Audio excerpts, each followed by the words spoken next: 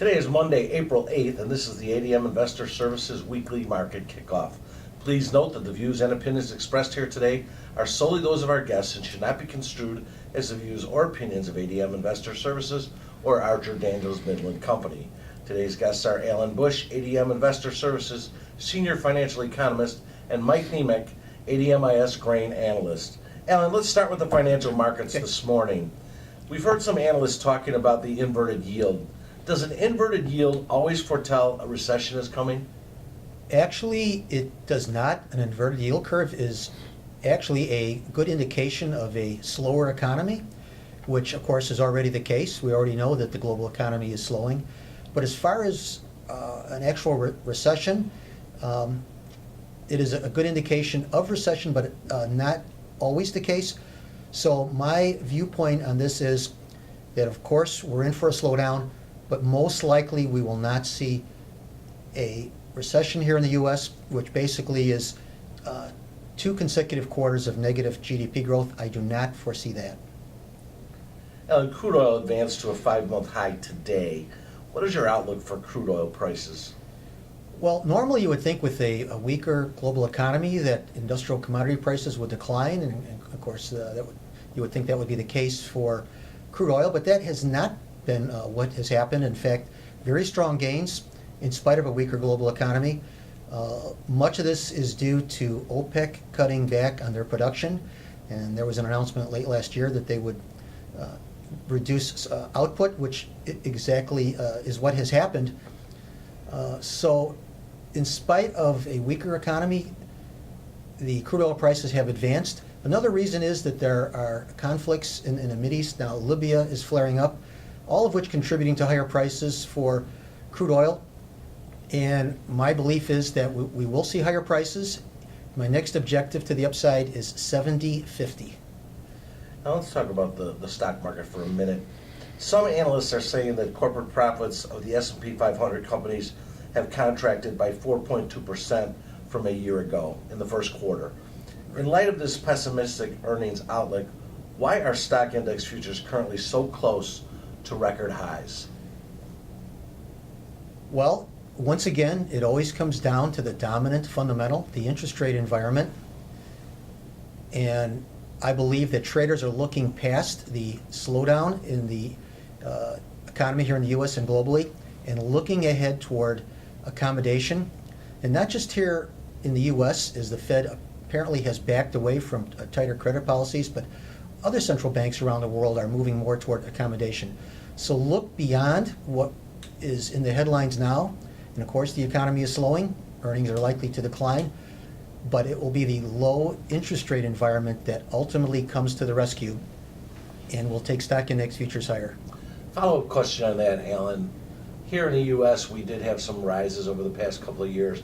Elsewhere, Europe and Asia really didn't raise their rates as much as we did. Is there room for a lot of accommodation in other places other than the United States? Absolutely. They're all moving toward easier credit, with the possible exception of the Bank of England, which I think ultimately they will move in that direction as well.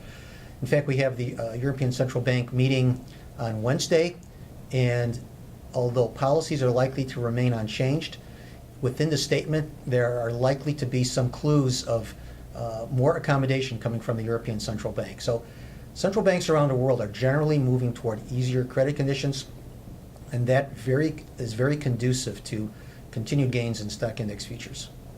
Thank you, Alan. Turning toward the grain markets, Mike, we have a USDA report coming out tomorrow. The last report was at the end of March.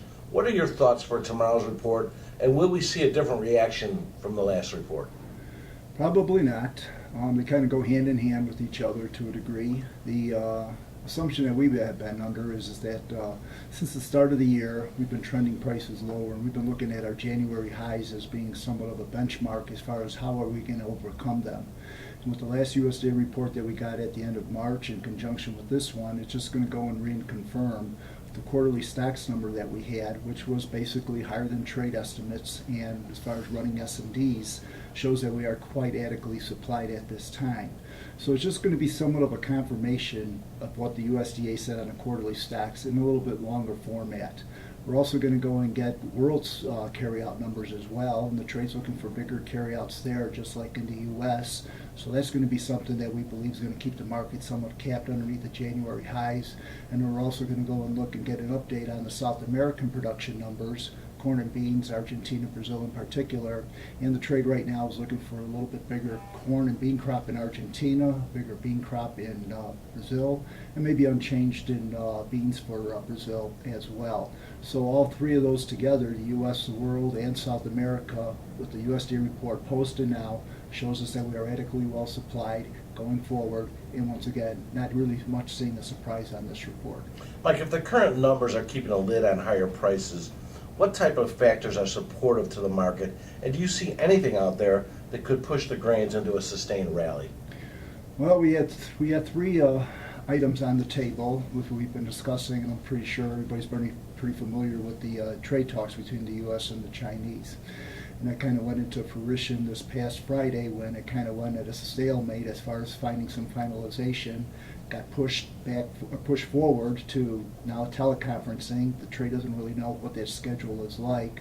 The talk was that maybe it'd be another 4 weeks until some conclusion can come of it, if it is positive.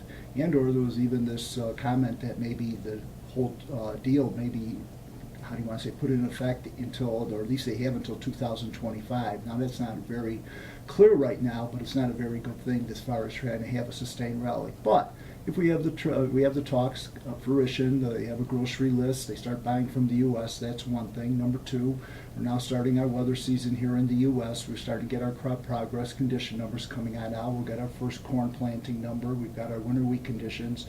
We'll be monitoring that. Obviously, we have a problem with our crops going forward in here. That's going to be a potential rally sustainer for the marketplace from where we're currently at and take out those January highs. And thirdly, our commitment of traders report that we've got. We've seen that the trade got sizably net short, basically in the corn, modest to fair net shorts in the wheat and the beans, also in the soy products. And so we have fuel in the marketplace to go and have a sustained rally if, well, number one, the funds want to cover, number two, we have a brother problem, and or we have some positive fruition coming from the trade talks between the U.S. and the Chinese. Weather, getting toward the spring plantings right now. I know it's been wet the last couple of months. Where are the sensitive areas right now? Pretty much up and down the whole gut slot of the Mississippi River, give or take both sides, all the way from the Canadian border all the way down to the Gulf. And it kind of spreads a little bit into the southeast. And it's really affecting two things in the sense of trying to get equipment into the fields, but it's also been really messing up the logistics as far as trains and barges moving up and down the Mississippi or across land.